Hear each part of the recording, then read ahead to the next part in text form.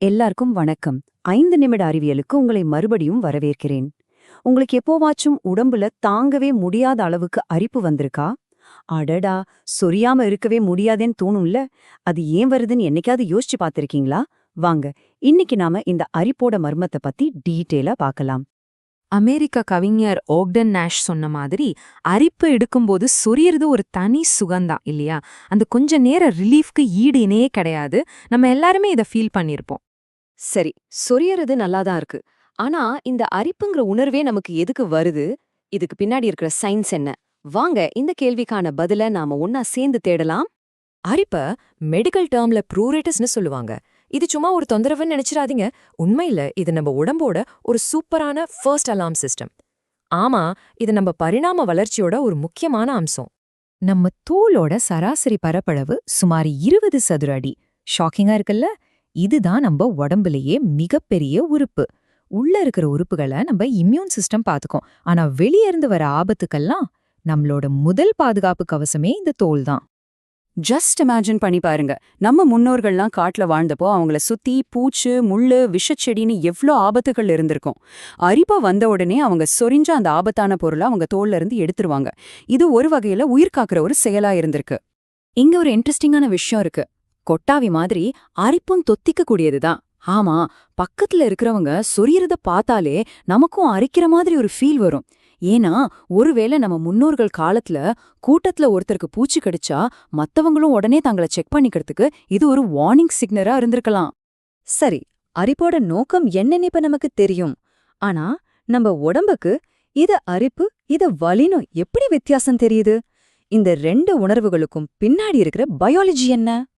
ரொம்ப வருஷமா சயின்டிஸ்டுங்கெல்லாம் அரிப்புங்கிறது வலியோட ஒரு லைட்டான வெர்ஷன்னு நினைச்சுட்டு இருந்தாங்க. ஆனா புதுசா வந்த ரிசர்ச் இத மொத்தமா மாத்திருச்சு. அரிப்புக்குன்னே நம்ம நரம்பு மண்டலத்துல தனியா ஸ்பெஷலா சில வழிகள் இருக்காம். அதுக்குன்னு தனி கெமிக்கல்ஸ், தனி செல்ஸ்னு எல்லாமே இருக்கு. சோ இது ஒரு தனிப்பட்ட உணர்வு.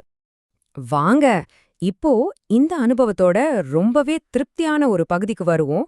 அதாவது சொரியும் போது கிடைக்கிற இந்த சூப்பரான நிவாரணம். அது ஏன் அவ்ளோ நல்லா இருக்கு? இந்த பழமொழியில சொல்ற மாதிரி சொரிய சொரிய அரிப்பு அதிகமாயிட்டே போகும். இது ஒரு நிக்காத சைக்கிள் மாதிரி. நம்ம எல்லாருமே கண்டிப்பா இதை எக்ஸ்பீரியன்ஸ் பண்ணிருப்போம். ஆனா ஏன் இப்படி நடக்குதுன்னு பார்க்கலாம். இது ஒரு முக்கியமான கேள்வி. சொரியறதுனால நிலைமை இன்னும் மோசமாகுதுன்னா நாம ஏன் திரும்ப திரும்ப அதையே செய்றோம்? இதுக்கான பதில் நம்ம மூளையோட செயல்பாட்டுல தான் இருக்கு. உண்மையில நாம சொரியும் போது ஒரு சின்ன வலியை உருவாக்குறோம். இந்த லைட்டான வலி சிக்னல் மூளைக்கு போய் அங்க இருக்கிற அரிப்பு சிக்னலை ஓவர் ரைடு பண்ணிடுது. சிம்பிளா சொல்லணும்னா அரிப்பை விட வலிக்கு மூளை அதிக முக்கியத்துவம் கொடுக்குது. அதனாலதான் அரிப்பு இருக்கிற இடத்துல தட்டுனா கூட கொஞ்ச நேரத்துக்கு நல்லா இருக்கு. இப்ப நம்ம இந்த பகுப்பாய்வோட ரொம்ப முக்கியமான அந்த ஆஹா மொமெண்ட்க்கு வந்திருக்கோம். சொரியறது ஏன் இன்னும் அதிகமான அரிப்பை தூண்டுதுங்கிறதுக்கான கெமிக்கல் ரீசன் என்ன? இந்த சைக்கிள பாருங்க. முதல்ல அரிப்பு வருது, நம்ம உடனே சொரியிறோம். இது மூளைக்கு ஒரு வலி சிக்னல் அனுப்புது. அந்த வலிய சமாளிக்க மூளை செரோட்டோனின்ங்கிற ஒரு ஃபீல் குட் கெமிக்கலை ரிலீஸ் பண்ணுது.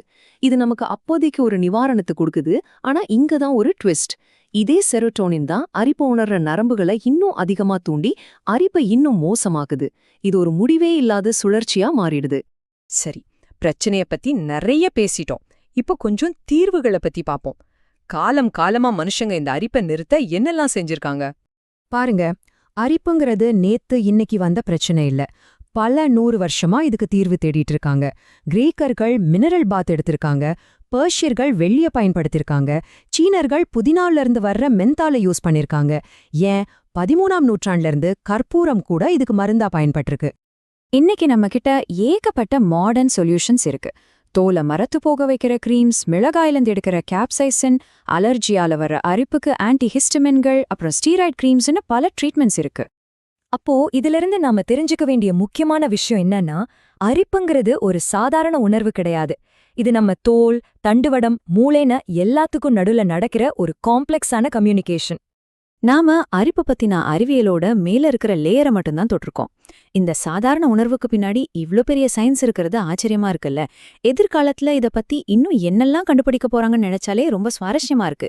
இந்த பதிவு உங்களுக்கு பிடிச்சிருந்தா லைக் பட்டனை தட்டுங்க, உங்க நண்பர்களோட ஷேர் பண்ணுங்க, இன்னும் நிறைய விஷயங்களை தெரிஞ்சுக்க சப்ஸ்கிரைப் பண்ணுங்க. உங்க கருத்துக்களை கீழே கமெண்ட்ல சொல்லுங்க. நாளைக்கு இதே நேரத்துல சந்திப்போம். அது வரைக்கும்